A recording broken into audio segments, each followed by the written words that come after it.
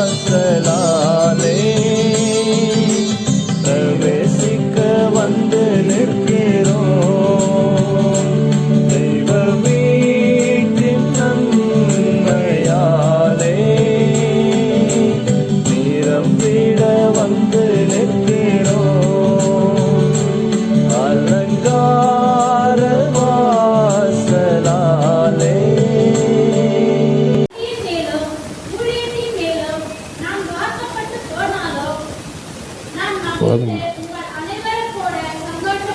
போதுமா?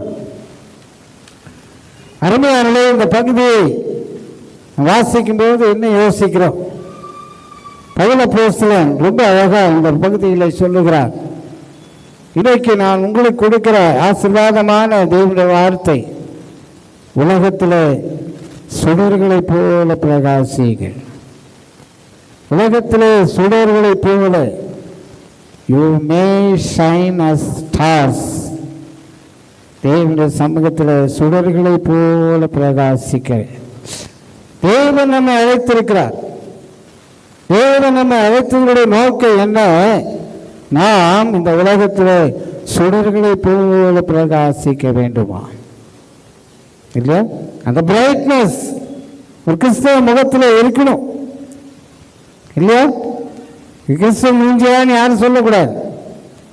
அந்த பிரைட்னஸ், அந்த பிரகாசம், அவர்கள் அவர் நோக்கி பார்த்து பிரகாசம் அடைந்தார்கள். அவருடைய முகங்கள் சொல்லுங்க வாழ்த்திருந்து வெட்கப்படவில்லை. ஆண்டவர் நோக்கி பார்க்கிற பிள்ளைகளுடைய முகங்கள் எப்படி இருக்குமா? பிரகாசமா இருக்கும் இல்லையா? ஞான பிரகாசம் அழகா பேர் வச்சிருப்போம். அந்த ஞானம் இருக்காது, பிரகாசம் இருக்காது.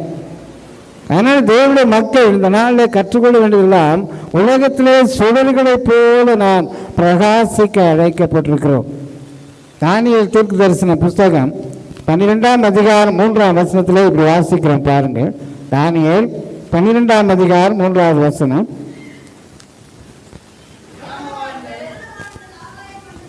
ஞானவான்கள் ஆகாய மண்டலத்திலே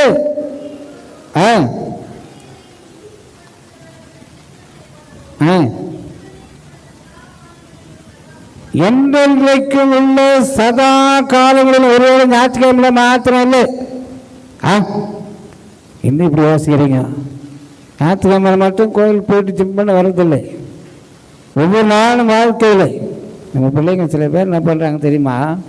இந்த கோயிலுக்கு வராங்க கல்யாணத்தில் சாதாரண உடைய போட்டுன்னு வராங்க. நேற்று ஒரு பையனை திட்டினடா, இந்த ஷூட்டெல்லாம் போட்டு ஏன்டா சர்ச்சு உள்ள வரல?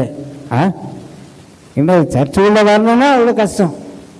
நான் உங்களுக்கு சொல்கிறேன், தேவனுடைய சமூகத்தில் வரும்போது நம்ம அப்பா வீட்டுக்கு வர்றோம், எவ்வளோ சந்தோஷமாக எவ்வளோ கம்பீரமாக ஷூட்டு பேண்ட்டுக்கு போட்டுனுடா இல்லையா? இந்த பட்டுப்பூடையெல்லாம் கட்டின்னு ஜாலியாக வாங்க கோவிலுக்குள்ள இல்லையா? கல்யாணத்துக்கு மட்டும் ஃபோட்டோ எடுக்கிறாங்க போகிறாங்க. ஏற்கனவே சொன்னேன், திருப்பி சொல்கிறேன், அது ஞாபகமாக. நம்ம ஆளுங்க வந்து கோயிலுக்கு போகிறது மட்டும் என்னதோ விட்டுட்ட மாதிரி பரிதாபமாக வந்து உட்காந்துங்கிறது இல்லை. நீ பரிதாபத்துக்காக உண்டாக்கப்படவில்லை. தேவனுடைய பிள்ளைகள் நட்சத்திரங்களைப் போல பிரகாசிப்பதற்காய் அழைக்கப்பட்டவர்கள். வசனத்தில் என்ன அழகா சொல்றார் பாருங்க. தானியேல் மூலமாக ஆண்டவர் ஞானவான்கள் ஆகாய மண்டலத்தில் உள்ள ஒளியை போல பிரகாசிப்பார்கள். ஞானவான்கள் யாரையா? ஞானவான்கள் அங்கே எங்கேருந்து வர்றாங்க? அந்த ஞானவான்கள் நான் யாரெல்லாம் இருக்குது? ஒரு நாளைக்கு வெறும் ஞானவான்கள் மட்டுமே நான் பேச விரும்புகிறேன். யாரெல்லாம் ஞானவான்கள் பைபிளில் இருக்கிறது நான் ஏற்கனவே உங்களுக்கு சொல்லியிருக்கிறேன். அதனால் அந்த ஞானவான்கள் என்று சொல்லப்பட்டவர்கள் வேதத்தில் நான் பார்க்கும்போது சங்கீதத்தில் நான் வாசித்தோம். 19ஆம் சங்கீதத்தில் ஒருவேளை 7வது 8வது வசனங்களை வாசிங்க. 7-8 வசனங்கள்.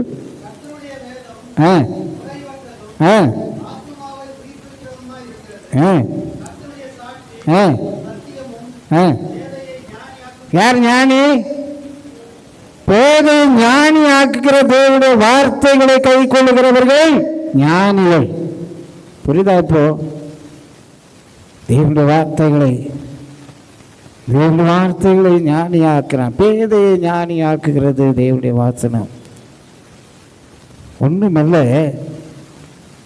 நான் பார்க்கிறோம், பேதுரு படிப்பறிவு இல்லாதவன் இல்லையா, மீன் பிடிக்கிற தொழிலை செய்து கொண்டிருந்தவன். ஆண்டவர் அவனை அழைத்தார், தன்னுடைய சீஷனாய் அழைத்தார். அந்த பேதுருவை பார்த்து, இந்த யோவானை பார்த்து, அன்றைக்கு அப்போஸ்தலர் 3வது அதிகாரத்தில் என்ன சொன்னாங்க? ஒரு படிப்பறிவு இல்லாதவர்கள், பேதமை உள்ளவர்கள். என்ன அழகா தேவனுடைய வார்த்தையை பேசுறாங்க இல்லையா? பேதுரு பேசுறார். முதல் சுவிசேஷ கூட்டத்தில் 3000 பேரை ரட்சிப்புக்குள்ளாய் கொண்டு வந்து வழிநடத்தின பேதுரு தேவனுடைய சமூகத்தில் பேசுறார். நீங்க தயா சிறுவர் அவரை அடிச்சிங்க, நீங்க தான் யூதர்களை பார்த்து அவங்களோட எல்லாரும் மனம் திரும்பி வேகமாக வராங்க. ஐயா, நாங்கள் ரட்சிக்கப்படுறதுக்கு என்ன பண்ணோம்? அது படிப்பு இல்லாத பேதுரை பார்த்து தான் கேட்குறாங்க. அவங்க என்ன சொல்கிறாங்க தெரியுமா? அவர்கள் இயேசுவோடு கூட இருந்தவர்கள். அவங்க யார் கூட இருந்தாங்க? இயேசுவோடு கூட, அந்த உன்னதமான ஞானமாகி இயேசுவோடு கூட இருந்தவர்கள். அதனால அந்த ஞானம் அவங்க முகத்தில் வருகிறது. ஏதோ தீர்க்கதரிசியின் வார்த்தைகளை எடுத்து சொல்றார் பேதுரு. இப்படியெல்லாம் எழுதியிருக்கிறது பரிசுத்த ஆவியானவரை பற்றி. அந்த பரிசுத்த ஆவியானவர் தான் இன்னைக்கு வந்திருக்கிறாரு, உங்களை நிரப்புறாரு, உங்களை அந்நிய பாஷையில் பேசுறாரு. இதெல்லாம் வந்து பேதுரு அந்த வார்த்தைகளை நினைவு கூர்ந்து பேசுறார். அந்த ஞானம் எங்கே வந்தது? எங்கே இருந்து அந்த ஞானம் வந்தது? இயேசு கிறிஸ்துவாகிய ஞானத்தோடு கூட இருந்ததுனால. அதனால ஞானவான்கள் 119ஆம் சங்கீதம் 100வது வசனத்திலே வாசிங்க. 119ஆம் சங்கீதம் 100வது வசனம்.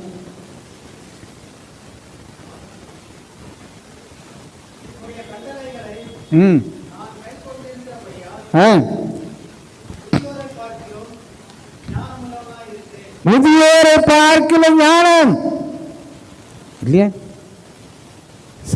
சாமியில் ஆண்டவரத்தில் கர்த்தாவே சொல்லும் அடியேன் கேட்கிறேன். அந்த ஏழி சொல்லி கொடுத்தா, அப்பா ஆண்டவர் கூப்பிட்டா அந்த மாதிரி சொல்லு. அந்த கேட்கிற செவிகள், தேவனுடைய வார்த்தைகளுக்கு செவி கொடுக்கிற செவிகள் இன்னைக்கு என்னடா குறுக்கு நெருக்கமாக ஓடுது. எப்படா அதை முடிச்சுட்டு வேகமாக ஓடி ஒரே ஓட்டுமா? இந்த கருமையான தேவனுடைய பிள்ளைகளே, முதியோர்களை பார்க்கிற ஞானவான்கள். இன்னும் ஒரு கருத்தை நான் ஏற்கனவே உங்களுக்கு சொல்லியிருக்கிறேன். இன்னைக்கு இருக்கிற உலகத்தினுடைய விஞ்ஞானிகளாம் யாரும் உங்களுக்கு தெரியுதா? சிதறப்பட்ட யூதர்கள், வேதம் தெரிந்த யூதர்கள். பைபிளில் சொல்லப்பட்ட எல்லா தீர்க்க தரிசனங்களும் விஞ்ஞானங்களும் வேதத்தில் எழுதப்பட்டாயிற்று. அதை வைத்து தான் இதுவும் அதுமா கண்டுபிடிக்கிறான். நல்ல பைபிளை படிக்கிறவங்களுக்கு இதெல்லாம் தெரியும். இதெல்லாம் இன்னைக்கு கண்டுபிடிக்கிறான். இதெல்லாம் கொள்ளை நோய்கள் வரும்னு சொன்னார் ஆண்டவர், வந்துச்சு. பேர் தெரியாத நோய்கள் எல்லாம் வரும். இதெல்லாம் வந்து கொண்டிருக்கிறது. உலகத்தின் கடைசி காலத்தில் அழிவின் பாதையில், அழிவின் காலங்களில் வந்து விட்டுருக்கிறோம். இது உபத்திரவத்தின் காலம். இயேசுவானுடைய வருகைக்கு முன்னாலே நடக்கிற உபத்திரவத்தின் காலம், சஃபரிங் சைன். கொள்ளை நோய்கள் வரும். அதெல்லாம் அறிந்து கொண்டு ஞானிகள் ஆக்கணும்னு சொல்றார். ஞானிகள் என்று சொன்னா வேதத்தை அறிந்தவர்கள், தெரிந்தவர்கள் ஞானிகள். நீதிமான்கள் யார் என்று பார்க்கிற போது அங்கே நாம் பார்க்கிறோம், இயேசுவாகிய கர்த்தருடைய இரத்தத்தினாலே நாம் கழுவப்பட்டு நீதிமான்களாகிறோம். நான் ஏற்கனவே சொன்னேன், நம்முடைய வாழ்க்கையில் ஐயா நான் பாவி பாவன் பரிதபிக்காதே, ஆனால் அதை விட சொல்லு, நான் நீதிமான், இயேசுவின் இரத்தத்தினாலே கழுவப்பட்ட நீதிமான், இயேசுவின் இரத்தத்தினாலே முத்திரிக்கப்பட்ட நீதிமான். என்னுடைய சாபங்கள் பாவங்கள் எல்லாவற்றையும் கல்வாரி சிலுவையில் இயேசு கிறிஸ்து சுமந்து விட்டார். இனி எனக்கு பயம் இல்லை. நான் பரலோகத்துக்கு சொந்தக்காரன், நான் நீதிமான் தைரியமா சொல்லுங்க. எப்படி சொல்லுங்க தைரியமா? வார வாரம் இந்த பாவ அறிக்கை ஜபத்தை சொல்றோம். எத்தனை பேர் அந்த பாவத்திலிருந்து வெளியே வந்திருக்கிறோம்? திரும்பி சொல்றேன், திரும்ப சொல்றேன், திரும்ப சொல்றேன், திரும்ப திரும்ப திரும்ப. பக்தி ஏது மற்ற பாவிகளாய் நாம் சுத்தி கொண்டிருக்கிறோம். பக்தி சுகத்தை நாடிய பித்தனாய் பாடிலே எந்த நாளெல்லாம் கேடு பிழையா கீனின் செய்வேன். பாடிலே எந்த நாளெல்லாம் கேடு பிழையாகினை என் செய்வேன். ஆறும் தூமை இல்லையே காதியான் பூபாலா உந்தன் 5 காயத்து அடைக்கலம் கொடுத்தாடுவார் இயேசுநாதா. உந்தன் 5 காயத்து அடைக்கலம் கொடுத்தாடுவார் இயேசுநாதா. வேதநாயகன் சாஸ்திரியார் அவர்கள், ஐயா, இந்த உலகத்தில் பக்தி இல்லாத மாய சுகத்தை நாடுகிற பித்தன் பைத்தியக்காரன் நான். காலிலே இந்த நாளெல்லாம் கெடுத்து ஏழையாகிவிட்டேன் என்று சொல்லுகிறார். அருமையான தேவனுடைய பிள்ளைகளே, வாழ்க்கையிலே உருண்டோடி கொண்டிருக்கிற இந்த உலகத்திலே தேவனுக்காய் நாம் நீதிமான்களாய் அழைக்கப்பட்டவர்கள் என்று பார்க்கிறோம். இயேசுவின் இரத்தத்தினாலே கழுவப்பட்டு நீதிமான்கள் என்ற முத்திரையோடு கூட வாழ வேண்டியவர்கள். அதைத்தான் நீதிமான் சொல்றாங்க. எப்படி இருப்பாங்களா? ஆகாய மண்டலத்தில் பிரகாசிக்கிற ஒளியாய் மாத்திரமில்லை, நட்சத்திரங்களாய் பிரகாசிப்பார்கள். நட்சத்திரங்களாய் பிரகாசிப்பார்கள். ஆம், ஆபிரகாம் தேவன் அழைத்த போது அவனுக்கு கொடுத்த வாக்கு என்ன? ஆதியாகமம் 15ஆம் அதிகாரத்திலே, ஆபிரகாமே வெளியே வா, வானத்தை நாந்துப்பார், உடைய சந்ததி நட்சத்திரங்களை போல இருக்கும். உடைய சந்ததி எப்படி இருக்கும்? நட்சத்திரங்களை போல இருக்கு. எண்ணி முடியாத சந்ததி இருக்கும். எனக்கு அருமையான தேவனுடைய பிள்ளைகள், ஆண்டவர் அதை நிறைவேற்றினார் இல்லையா? நீங்களும் நானும் ஆகாய மண்டலத்தில் பிரகாசிக்கிற ஒளியா நட்சத்திரங்களாய் இருக்க வேண்டுமானா, ஞானவான்களாய் நீதிமான்களாய்.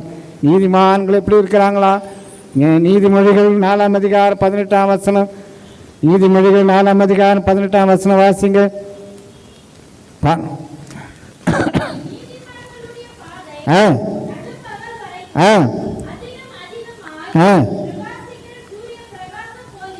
எப்படி இருக்குமா? நல்லா புரியுங்க, புரிந்து கொள்ளுங்க. நடுப்பகலிலே பிரகாசிக்கிற சூரிய பிரகாசமா உன்னுடைய முகம் காணப்படணும். தேவனுடைய பிள்ளையே, சூரிய பிரகாசம். ஆண்டவருடைய வார்த்தை சொல்லுகிற நீதிமான்கள் நடுப்பகலிலே பிரகாசிக்கிற ஒளியாய். ஒருவேளை காலையில பிரகாசிக்கிற ஒளி ஒரு மாதிரி இருக்கும், நடுப்பகலிலே காய்கிற ஒளி ஒரு மாதிரியா இருக்கும். அந்த மாதிரி பிரகாசிக்கிற கிறிஸ்தவன் நீதிமான்கள் என்று பார்க்கிறோம். தேவனுடைய பிள்ளைகளே, எபேசியர் 1ஆம் அதிகாரம் 19ஆம் வசனத்தில் பவுலடிகளார் சொல்லுகிறார் பாருங்கள். எபேசியர் 1ஆம் அதிகாரம் 19ஆம் வசனம். எபேசியர் 1:19. கிறிஸ்துவை மரித்தோரிலிருந்து எழுப்பி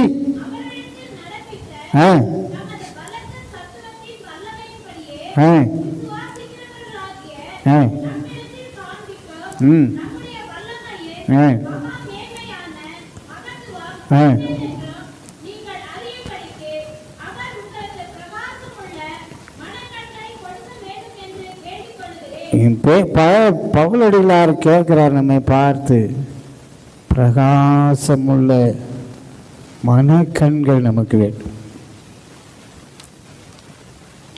கண்களால் நாம் பார்க்கிறோம், சரீர கண்களாலே நாம் பார்க்கிறோம், மானசீக கண்கள்.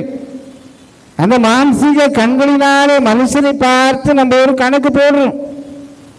அன்றைக்கு சொல்லுகிறார் தேவனுடைய தாசராகிய பவுலடிகளார் சொல்லுகிறார், பிரகாசமுள்ள மனக்கண், கிறிஸ்துவின் வல்லமையை பார்க்கக்கூடிய பிரகாசமுள்ள மனக்கண் உங்களுக்கு கொடுக்க நான் வேண்டுகிறேன்.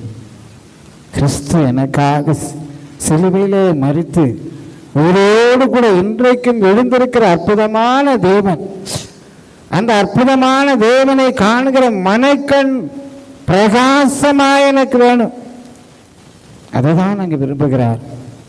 ஆகவே நாம் நட்சத்திரங்களாக ஆகாய மண்டலத்தில் பிரகாசிக்கிற ஒளியாக மாத்திரமல்ல, பிரகாசமுள்ள மனக்கண்களை உடையவர்களாக ஆண்டவருடைய கருத்திலே பிரகாசிக்க அழைக்கப்பட்டிருக்கிறோம்.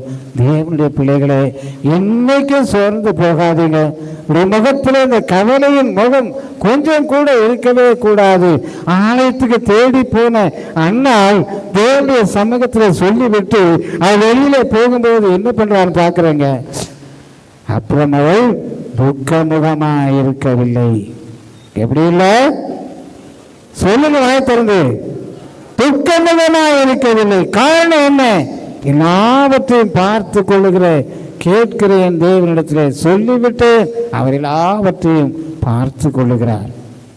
ஆம் பிரியமானே, பிரகாசமுள்ள மனக்கண்களாலே தேவனை தரிசிக்கும் பேறு பெற்றவர்களாக ஆகாய மண்டலத்தின் ஒளியைப் போல நட்சத்திரங்களைப் போல பிரகாசிக்க ஆண்டவர் உங்களையும் என்னும் அழைத்திருக்கிறார். அப்படியானால் அதற்கு என்ன தகுதியை நாம் பெற்றுக்கொள்ள வேண்டும் என்பதுதான் நாம் அடுத்த அந்த வசனத்தில் பார்க்கிறோம்.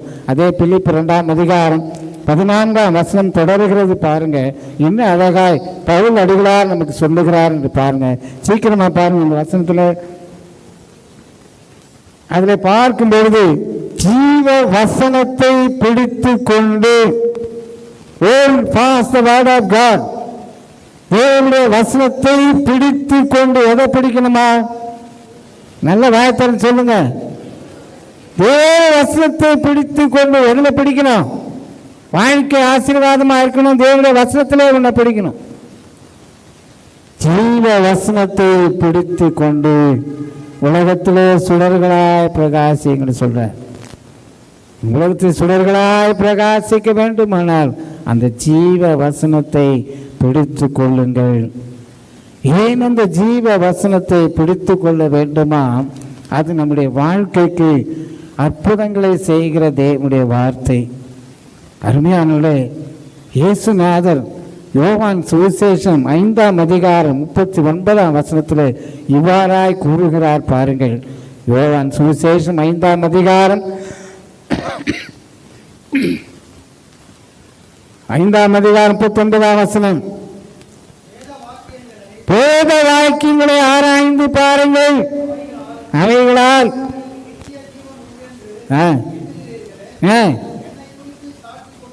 இயேசுவை குறித்து சாட்சி கொடுக்கிறவைகள் தேவனுடைய வார்த்தைகள். அந்த இயேசு கிறிஸ்துவின் வார்த்தைகள் மட்டுமல்ல, இயேசு கிறிஸ்து கொடுக்கிற ஜீவனை குறிக்கிற வார்த்தைகள். உங்களுக்கு ஜீவன் உண்டாயிருக்கத்தக்கதாக வேத வாக்கியங்களை ஆராய்ந்து பாருங்கள். ஒவ்வொரு நாளும் தேவனுடைய வார்த்தைகளை ஆராய்ந்து பார்க்க வேண்டும். ஒவ்வொரு ஆராதனையிலும் யார் பிரசங்கம் பண்ணுறாங்களோ அவங்கள ஆராய்ந்து பார்த்து கொண்டிருக்காது. அதுக்கு பதில் தேவனுடைய வார்த்தைகளை ஆராய்ந்து பாருங்கள். எனக்கு அருமையான தேவனுடைய பிள்ளைகளே, இப்படியாக ஒரு இடத்துல பிரசங்கம் பண்ணி கொண்டிருந்தேன். அந்த சகோதரி ஒரு பேர் பக்கத்தில் பேசி கொண்டிருந்தார். அவங்க என்னை பற்றி தான் பேசி கொண்டிருக்கிறாங்க, நல்லா தெரியும். ஆனால் நான் என்ன சொன்னேன் தெரியுமா? அம்மா, இது பேசுகிற நேரம் இல்லை, தயவு செய்து வெளியே கிளம்புறீங்களா? உடனே ஒரு சகோதரன், ஐயா நீங்கள் அப்படி சொல்லலாமா? சகோதரி யாரனா கேட்டோம், இது தேவனுடைய ஆலயம், தேவனுடைய வார்த்தைகளை ஆராய்வதற்காக வந்தோம். அந்த பயமும் பக்தியும் தேவனுடைய ஆலயத்தில் இருக்கணும். சும்மா உட்காந்து டான்ஸ் ஆட்டி போறதுக்குலாம் வரல. எனக்கு பேசுகிற வார்த்தைகள் ஒவ்வொரு நாள் ஒவ்வொரு வார்த்தையும் யோசிக்கணும். யாருக்கு எழுதின வசனம் இல்லை, எனக்கு எழுதின வசனம். இந்த ஜீவனை கொடுக்கிற தேவனுடைய வார்த்தை, அது பிடித்துக்கொள். அது ஒவ்வொரு நாளும் ஆராய்ந்து பார். அது உன்னை நற்குணசாலிகளாய் மாற்றுகிறது. அப்போஸ்தலர் 17ஆம் அதிகாரம் 11ஆம் வசனத்தில் வாசிங்க. அப்போஸ்தலர் 17:11 வாசிக்கிறேன் பாருங்க, என்ன சொல்றாங்க? பெரேயா பட்டணத்தார் மனோவாஞ்சையாய் வசனத்தை ஏற்றுக்கொண்டு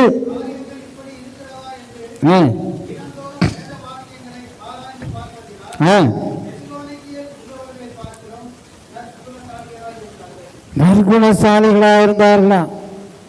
தெசலோனிக்க சபையாருக்கு பவுலடிகளார் எழுதுகிறார், நீங்கள் எனக்கு கிரீடமானவர்கள், எங்களுக்கு கிறிஸ்துவின் நாளிலே மகிழ்ச்சி கொடுக்கக்கூடியவர்கள். தெசலோனிக்க சபையாருக்கு அப்படி எழுதுறார். 2வது அதிகாரத்தில் அப்படி படிச்சு பாருங்க. ஆனால் இங்கே சொல்லுகிறார், பெரோயா பட்டணத்து சபையார் உட்கார்ந்து தேவனுடைய வார்த்தைகளை ஆராய்ந்து பார்த்தார்கள்.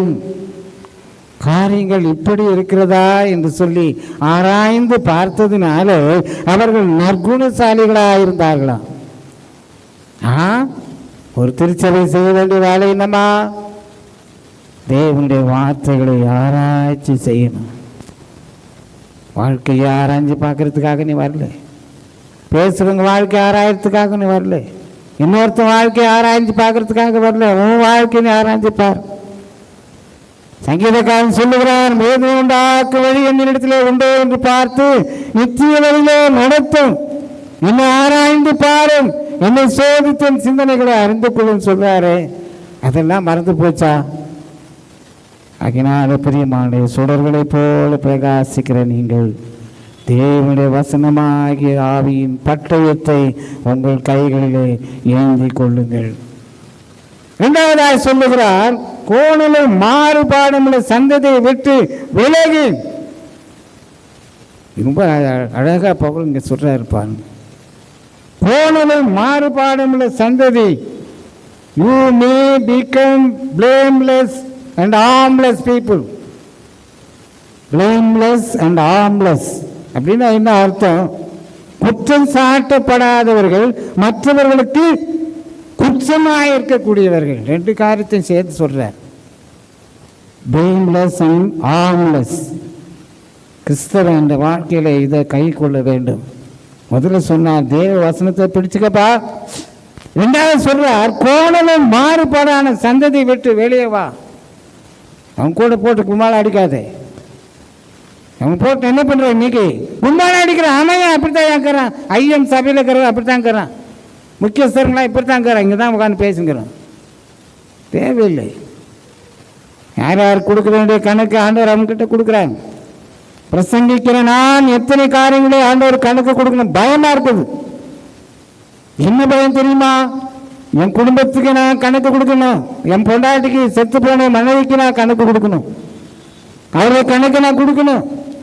என் பிள்ளைகளின் கணக்கு நான் கொடுக்கணும். உங்க தேவ பயத்திலே நடத்தாமல் ஏழியை போல வாழ்ந்தேனா ஆண்டவர் என்னுடைய கணக்கு ஆண்டவர் என்கிட்ட கேட்பார். ஆசிரியனாக இருந்தேன், ஹெட்மாஸ்டர் ஆனேன், எதுக்கும் அது ஆசிரியனாக இருந்ததுக்கும் கணக்கு கொடுக்கணும், ஹெட்மாஸ்டராக இருந்ததுக்கும் கணக்கு கொடுக்கணும். திருச்சபையில் உங்கள் மத்தியிலே நிற்கிற இந்த போதகனுக்காய் உன்னுடைய கணக்கையும் தேவன் இடத்திலே கொடுப்பார். அதனால் நான் ஜாக்கிரதையாக பேசுகிறேன். சில நேரத்தில் நான் திட்டுறீங்க, ஏன் இப்படி நேரம் ஏன் பேசுகிறேன்? என்னுடைய ஜனங்கள் ஆண்டோடைய வசனத்தில் சத்தியத்தில் வைராக்கியமாய் திடகாத்திரமாய் நிற்க வேண்டும். அதெல்லாம் நான் எதிர்பார்க்கிறேன். அதனால blameless and harmless people-ஆய் உங்களை ஒப்பு கொடுத்து இப்படிப்பட்ட தீமையான காரியங்களை பழக்க வழக்கங்களை சொல்லிக்கொண்டு திரிகிற நடந்து கொண்டிருக்கிற மக்களை விட்டு வெளியே நீங்கள் வாருங்கள் என்று சொல்லுகிறோம். ஆண்டவர் பிழையாமை பார்த்து சொன்னார், உன் வழி எனக்கு மாறுபாடாக இருக்கிறதுனாலே உனக்கு எதிரியாக புறப்பட்டு வந்தேன். பிழையான் மோவாபின் ராஜா பின்னால ஓடினா. ஆண்டவர் சொன்னாரப்பா, அங்க போவாதே, என்னுடைய ஜனங்களை நான் தெரிந்து கொண்ட ஜனங்களை சபிப்பதற்காக கூப்பிடுறாயா, அங்கே போவாதேன்னு சொன்னார். ஆனால் இவன் போறேன்னு திரும்பி கேட்டான். போடான்னு அனுப்பினார். ஆண்டவர் சொன்னார், உன் வழி எனக்கு மாறுபாடாக இருக்கிறது. கழுதையின் மூலமாய் அவருடைய மதிக்கேட்டை உணர்த்துகிறார். ஒரு தீர்க்கதரிசி ஒரு ஊழியக்காரனுடைய மதிக்கேட்டை ஒரு கழுதை, பேச மாட்டாத கழுதை உணர்த்துகிறது. பயங்கரமாக இருக்கிறது அல்லவா? இந்த கருமையான தேவனுடைய பிள்ளையே, மாறுபாடான வழிகளை விட்டு வெளியேவா. மாறுபாடான வழிகளை விட்டு வெளியே நீ வர வரைக்கும் ஆண்டவனை தொட மாட்டார். கிருபையின் தேவனுடைய கரத்திலே ஒப்புக் கொடுங்கள். மூன்றாவதாக நான் பார்க்கும்போது முறுமுறுப்பில்லாமலும் தர்க்கிப்பில்லாமல் ஒன்று செய்யுங்கள். Don't murmur yourself. Don't murmur yourself in your family and church. எந்த இடத்திலும் சில ஜனங்கள் அழிந்து போனார்களே, ஐயா ஏன் அழிந்து போனார்கள்? சில ஜனங்கள் 6 லட்சம் பேராய் அழைக்கப்பட்டவர்கள் 2 பேர் மாத்திரம் கானான் தேசத்துக்குள்ளே போனார்களே. காரணம் என்ன? தேவனை முறுமுறுத்து நம்முடைய வாழ்க்கையிலே அந்த கானான் தேசத்தை இழந்து போனார்கள். உலகத்துக்குரிய கானான் தேசத்தை அவர்கள் இழந்து போனாலும் பரம கானானை மோசே இழக்கவில்லை. பரம கானானை மோசே இழக்கவில்லை. உலகத்துக்குரிய கானானை இழந்து போனார். இன்னைக்கு நீங்களும் நானும் பரம கானானை நோக்கி போய்கொண்டிருக்கிற நம்முடைய வாழ்க்கையிலே அந்த முறுமுறுப்பு 10 முறை முறுமுறுத்து இஸ்ரவேல் ஜனங்கள் வனாந்திரத்திலே அழிந்து போனார்களே. இன்னைக்கு அருமையான தேவனுடைய ஜனமே, அருமையான காலை நேரத்தில் தேவனுடைய செய்திகளை கேட்டுக்கொண்டிருக்கிற நீ உலகத்திலே சுவர்களை போல பிரகாசிக்க அழைக்கப்பட்ட உங்கள் வாழ்க்கை தேவனுடைய சமூகத்திலே தேவனுடைய வசனத்தை பிடித்து கொள்ளுங்கள். மாறுபாடான கேடுபாடான மக்கள் மத்தியிலே இருந்து விலகி வாருங்கள். முறுமுறுப்பில்லாமல் எல்லாவற்றையும் செய்யுங்கள். முறுமுறுப்பில்லாமல் ஆண்டவருக்கு முன்னாலே ஆண்டவர் கொடுக்கிற ஆசீர்வாதத்தின் பிள்ளைகளாய் மாறுங்கள். நான் ஒரு சகோதரனுக்கு சொன்னேன், என்ன சொன்ன தெரியுமா? அருமையானவர்களே, தேவன் எனக்கு எந்த நாளும் தீமை செய்ய மாட்டார். என்னுடைய விசுவாசம் அதுதான். நீ சொல்றீங்கல்ல, வெளியிலலாம் போறீங்கய்யா, கொரோனா வேகமாக பரவுங்கிறது, உன் வயசு என்ன? நான் ஒரு இடத்துல சொன்னேன், நான் நம்புகிறேன் என் தேவன் எனக்கு ஒரு நாளும் தீமை செய்கிற தேவன் அல்ல. ஏறக்குறைய 15 பேர் நான் கல்லறையில் எடுத்துன்னு போய் அடக்கம் பண்ணேன். அப்படி சபைகளிலே கோகுலா சபையில் கையை பிடிச்சி இழுத்தாங்க, ஐயா அதுக்கிட்ட போகாதீங்கன்னு. இன்னொரு இடத்துல போனேன், ஐயா நீங்கள் பார்க்கவே நான் ஓடுங்க, விரட்டி விட்டாங்க. ஏன் சொல்கிறேன்னு தெரியுமா? நான் நம்புகிற என்னுடைய தேவன் எனக்கு தீமை செய்கிற தேவன் அல்ல. விசுவாசிக்கிறீங்களா? விசுவாசிக்கிறீங்களா? விசுவாச சத்தமாக கை தூக்குங்க. தேவனை விசுவாசிக்க எனக்கு ஒரு நாள் அவர் தீமை செய்கிற தேவன் அல்ல. அருமையான பிள்ளை சாலமோன் ராஜா இருந்து போன தாய் சகோதரி சொன்னா, என்ன அடிப்படையில் இந்த வார்த்தை நீங்கள் சொன்னீங்க? கர்த்தர் எல்லாத்தையும் நன்மைக்கு தான் செய்வீங்கன்னு சொன்னீங்களே. அந்த பிள்ளை கேட்டது அடுத்து கொண்டு போன வாரம் வீட்டுக்கு போனேன். அப்பா நீங்கள் சொன்னது உண்மைதான், அது எந்த வகையில் சொன்னாங்கன்னு சொல்லி அதுக்கு பின்னால் தான் எனக்கு தெரிஞ்சது. ஆம் பிரியமானே, கடவுள் எல்லாவற்றையும் நன்மைக்கு ஏதுவாக செய்கிற தேவன் என்பதற்காக நன்மை நாயகனாக ஆண்டவரை ஏற்றுக்கொண்டு முறுமுறுப்பில்லாமல் ஆண்டவரை ஸ்தோத்திரங்கள். ஒரு நேரத்தில் கேட்டேன், ஏன் 2 பேரும் எடுத்துட்டு எனக்கு அனாதை விட்டுட்டு வீட்டில் ஆண்டவர்கிட்ட கேட்டேன். என் தங்கச்சி எடுத்துக்கினே என் பொண்டாட்டி எடுத்துட்டேன், நடுத்தூரில் விட்டேன்னு கூட கேட்டேன். ஆனால் வீட்டில் அதான் உண்மை. இன்னும் ஆண்டவரிடத்தில் நெருங்கி சேர்வதற்கு இந்த வேத வசனங்களை எல்லாம் ஆராய்ந்து தேடி பிடித்து கூர்மையாக்கி கொண்டு வருவதற்கான நேரங்களை எல்லாம் அழகாக கொடுத்திருக்கிறார். இந்த வாரத்தில் 5 யூடியூப் மெசேஜ்களை கொடுத்திருக்கிறேன். இந்த வாரத்தில் மட்டும். போன வாரம் 3 கொடுத்தேன். திருப்பி நாளைக்கு போனால் நாளைக்கு ஒரு 3 கொடுக்கலான்னு இருக்கிறேன். யூடியூப் மூலமாய் அநேகம் கேட்குறாங்க, அதை நானும் கேட்டுன்னு இருக்கிறேன். போடுங்க ஐயா. ஒருவேளை யூதா டிவியில் பேசினேன், யூதா டிவி இப்போ நடைமுறையில் இல்லை. அதற்கு கூட ஒரு சகோதரி எனக்கு காணிக்கை கொடுத்தாங்க, ஒரு குடும்பம். அந்த குடும்பம் கேட்குறது, ஐயா நீங்கள் பேசுங்க, நீங்கள் எந்த டிவியில் பேசினாலும் அதுக்குரிய காணிக்கையை நாங்கள் கொடுக்குறோம். உங்களுக்கு தைரியம் சொல்கிற பிள்ளைங்க இருக்கிறாங்க. உங்களுக்கு என்ன வேணும்னு சொல்லுங்க, தைரியம் சொல்கிற பிள்ளைங்க. இன்றைக்கி ஆண்டவருடைய பிள்ளைகளாக நான் சொல்லுகிறேன். அதனால் ஏன் இதெல்லாம் சொல்கிறேன்னு சொன்னால், ஆண்டவர் எல்லாவற்றையும் நமக்கு நன்மையாக செய்யும் போது ஆண்டவரை குறித்து தயவு செய்து யாரும் முறுமுறுக்க வேண்டாம். அதுக்காக எல்லாம் சொன்னேன், வேற ஒன்றும் என்னை பற்றி பேசுறதுக்காக இல்லை. இந்த பாடலை பாடினேன். ஒரு வாலிப பிள்ளைங்க 2 பேர் கேட்டாங்க, அண்ணா ஐயா இன்னொரு முறை பாடுங்க, இன்னொரு முறை பாடுங்க. ஒரு நாள் காலையில் ஃபோன் பண்ணுறா, தயவு செய்து இந்த பாட்டை எனக்கு பாடுங்க. ஆறும் துணை இல்லையே என்று பாடு. அந்த ஆசிரியார் ராஜாவின் அரண்மனையிலிருந்து விரட்டப்பட்ட போது காட்டு வழியாக போடும்போது இந்த பாடலை பாடினார். மிக அருமையான தேவனுடைய பிள்ளைகளை ஆண்டோட சமூகத்திலே உங்களை ஒப்பு கொடுங்கள். கர்த்தர் சீக்கிரமாய் வருகிறார். உலகத்திலே சுடர்களாய் பிரகாசியுங்கள், பயப்படாதீர்கள். நாம் சுடர்களாய் வானத்து நட்சத்திரங்களைப் போல பிரகாசம். அடிக்கடி சொல்கிற, திரும்ப திரும்ப இதே வார்த்தை சொன்னேன். மனசில் சரியாக பதையை வச்சுங்க. ஆண்டவர் உங்களை ஆசீர்வதிப்பாராக. கண்களை மூடி நாம் ஜெபிக்கலாம்.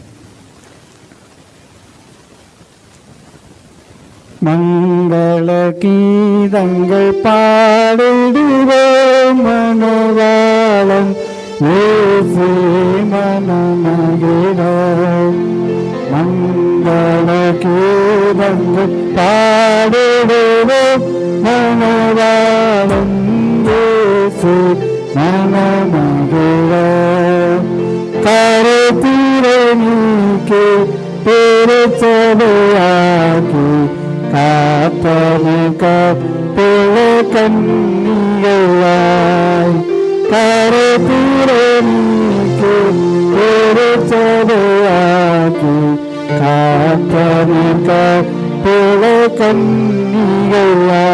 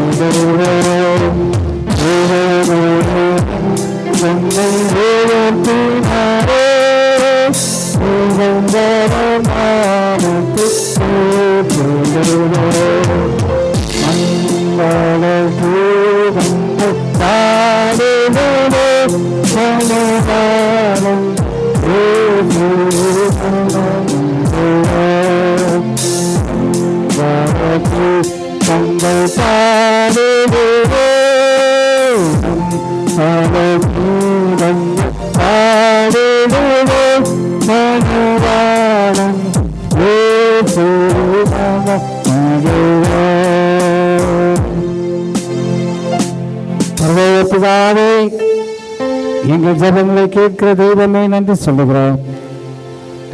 உலகத்திலே சுடர்களாய் பிரகாசிக்க எங்களை அழைத்திருக்கிறீர். சுடர்களாய் இந்த சமூகத்திலே பிரகாசிக்க எங்களை தகுதிப்படுத்தும்.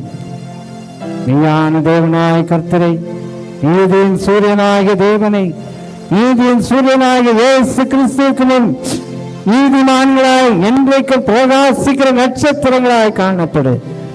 கிருபையாய் எங்களுக்கு இறங்கும். கிருபையா எங்களுக்கு இறங்கும். இயேசு மூலமே கேட்கிறோம் பிதாவே, ஆமேன். கடைசியாக 69ஆம் பாடல், என்னையின் ஆனந்தம் என்னையின் ஆனந்தம் பாடுவேன் என்று பாடுகிறோம்.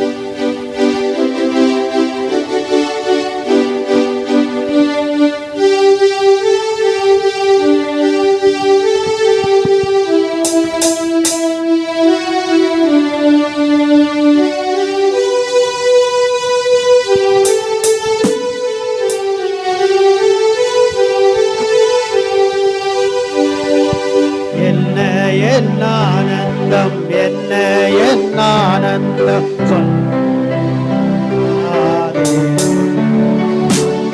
என்ன என் ஆனந்தம் என்ன என் ஆனந்தம் சொல்லக்கூடாது.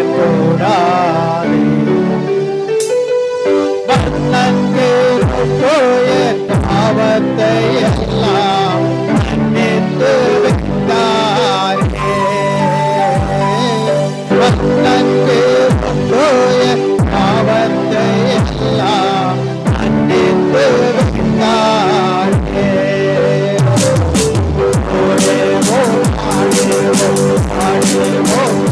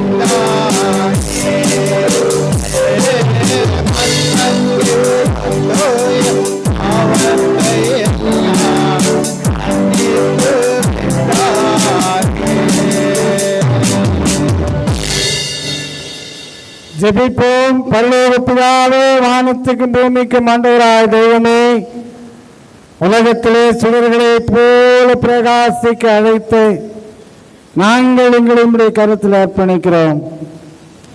ஆண்டவரே, நாங்கள் யாருக்கு அடிமைகள் அல்ல சுவாமி. எங்கள் தேவனாய் கர்த்தராய் உமக்கு மாத்திரமே நாங்கள் அடிமைகளாய் எங்களை முழுவதுமாய் தாழ்த்தி ஒப்பு கொடுக்கிறோம். ஒரு நாளும் கைவிடாத தேவனுடைய கரத்தில் எங்களை ஒப்பு கொடுக்கிறோம். ஆண்டவர் தாமே பற்பல இடங்களில் வேலை செய்கிற மக்களுக்காக தொழில்கள், வியாபாரங்கள், வாகன ஓட்டுதல், வீட்டு வேலைகள், கட்டிட வேலைகள் என்று அநேக வேலைகளில் ஈடுபடுகிற யாவரையும் ஆசீர்வதிப்பீராக. அவர்கள் கொடுக்கிற வருமானங்கள் எல்லாம் ஆசீர்வதிப்பீராக. இப்படி சமூகத்தில் வரும் கையோடு அல்ல சுவாமி. ஆண்டவரே, நீர் கொடுத்த ஆசீர்வாதத்தை தகுந்த காணிக்கைகளை இப்படி சமூகத்திலே கொண்டு வந்திருக்கிறோம். இந்த காணிக்கைகளை நீர் ஆசீர்வதியும். வானத்தின் பலகனை திறந்து இடம் கொள்ளாமல் போகும் மட்டும் ஆசீர்வாதத்தை கொடுக்கிற தேவன் அற்புதமாக எங்களை வழிநடத்தும்படியாக கொடுத்திருக்கிறோம். எங்கள் தேவனே, படிக்கிற எங்கள் பிள்ளைகள், ஆன்லைன் மூலமாக வீட்டில் உட்கார்ந்து படிக்கிற பிள்ளைகள் தெளிவான ஞானத்தோடு கூட கற்றுக் கொடுத்தக்கதான கிருபைகளை தாரும். அன்பின் ஆண்டவருடைய பிரசன்ன ஆசீர்வாதம் பிள்ளைகள் மகிழ்ச்சியோடு கூட இந்த நாட்களில் தேவையில்லாத காரியங்கள் உட்படாதபடி வேத வசனங்களை படித்து ஆண்டவரே, அதன் மூலமாக தன் வாழ்க்கை வளமாக்கி கொள்ளக்கூடிய அறிவுள்ள பிள்ளைகளாக நீ மாற்றி வருவதற்காக நன்றி சொல்லுகிறோம். நன்றி ஜோண்டு துதிக்கிற ஆண்டவரே, வந்திருக்கிற யாவரையும் பேர்ப்பதாக ஆசீர்வதி. காலையில் இருந்து இதுவரைக்குமாய் எங்களோடு கூட இருந்தேன். எந்த சோர்வும் இல்லாதபடி எங்களை வழி நடத்தினீர். ஸ்தோத்திரம் ஆண்டவரே, ஸ்தோத்திரம் ஆண்டவரே. காலையில் உட்கார்ந்து இந்த பாடல்களை பாடி முன்னதாக வந்து பாடல்களை பாடி உங்களுடைய நாமத்தை மகிமைப்படுத்த பிள்ளைகள் சேர்க்கிற வாசித்தனுடைய பிள்ளைகள் இரண்டாவது முறையாக வந்து தியானத்தில் உட்கார்ந்து வசனங்களை கேட்கிற உங்களுடைய மக்கள் எல்லாரையுமா நீர் ஆசீர்வதியும். கிருபையின் தேவன் போதுகளையும் குடும்பங்களையும் இன்று மதியம் நடக்கிற கூட்டங்கள், மற்ற கூட்டம் இந்த வாரத்தில் எல்லா நிகழ்ச்சிகளோடு கூட கர்த்தர் எங்களோடு கூடுகிறோம். திருச்சபையினுடைய எல்லா காரியங்களும் இந்த கருத்திலே கொடுக்கிறோம். ஜெனரல் செக்ரட்டரிக்காக, ஜெனரல் ட்ரெஸரருக்காக, இந்த சபையினுடைய செக்ரட்டரிக்காக, ட்ரெஸரருக்காக நன்றி சொல்லி துதிக்கிறோம். ஆண்டவரே, தொடர்ந்து ஒரு ஆலயம் முடிந்த பின்னால் ஆலோசிக்க போகிற காரியங்களை கூட அவளோடு கூட இருந்து இந்த மகிழ்ச்சியான கிறிஸ்மஸ் நாட்களின் அநேக காரியங்களை ஆலோசிக்கும் போது நீருடைய ஆலோசனைகளை தாரும். எங்கள் தேவன் எங்கள் இந்தியாவை விட்டு கொரோனா வியாதியை அப்புறப்படுத்தபடியாக ஜெபிக்கிறோம். ஆண்டவரே, நாள்பட இப்பொழுதெல்லாம் கொஞ்சம் குறைந்து வருகிறது கூட நாங்கள் பார்க்குறோம் சுவாமி. ஆனால் முற்றிலுமாக அழிக்கப்படட்டும். இந்த ஆண்டவரே, இந்த சந்தோஷமான மகிழ்ச்சியான கிறிஸ்துமஸ் நாட்களை கொண்டாடத்தக்கதா ஒரு நாளும் தடையாக இருக்கக்கூடாது. நாம் ஆண்டவரே அப்படி செய்கிறதற்காக நன்றி சொல்லுகிறோம். நன்றியோடு துதிக்கிற வியாதி, சரீர சுகவீனங்கள் உலகநாடு பாதிக்கப்பட்டு அவரையும் தொடுவீராக. ஆண்டவருடைய அற்புதமான கரங்களிலே ஒப்பு கொடுக்கிறோம். ஆண்டவருடைய அற்புதமான கரங்களிலே எங்களை அர்ப்பணிக்கிறோம். ஆண்டவரே, எங்களை கைவிடாத தேவனுடைய கருத்தில் எங்களை ஒப்பு கொடுக்கிறோம். இறுக பிணைத்து அணைத்து ஆதரிக்கிற தேவனாக இருக்கிறதற்கா இப்படி மக்கள் எல்லா விதத்திலுமாய் சுபிட்சமாய் வாழ கிருபை செய்யும். ஒன்றிலும் குறைவில்லாதவர்களாய் நிறைவுள்ளவர்களாய் ஆசீர்வதியும்.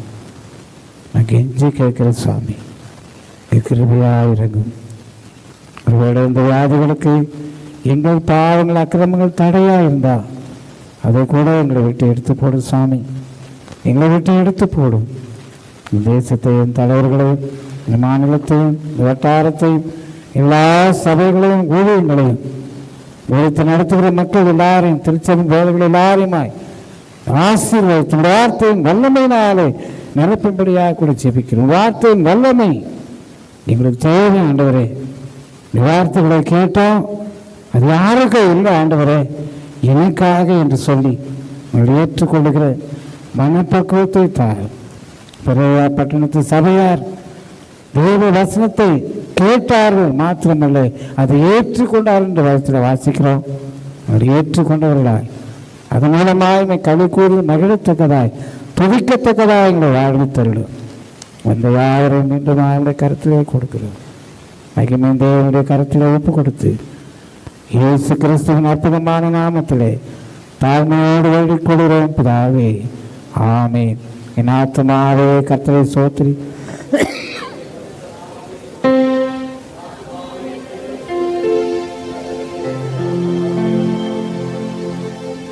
நம்முடைய ஆண்டவராகிய இயேசு கிறிஸ்துவினுடைய கிருபையும் பிதாவாகிய தேவனுடைய அன்பும் பரிசுத்தாவின் ஐக்கியமும் சந்தோஷமும் சமாதானமும் உடனோடு கூட இன்றும் என்றும் சதா காலங்களிலும் இருப்பதாக.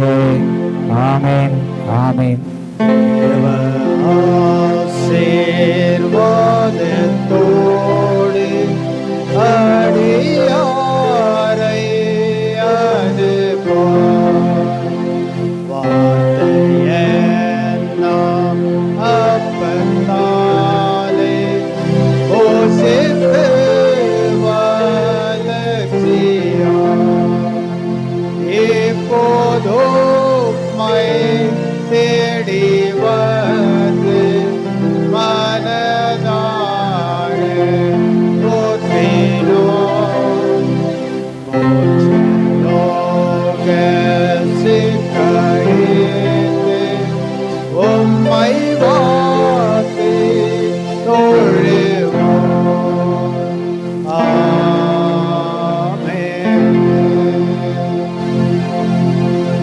கர்த்தரோடு இருப்பாராக. சமாதானத்தோடு செல்லுங்கள்.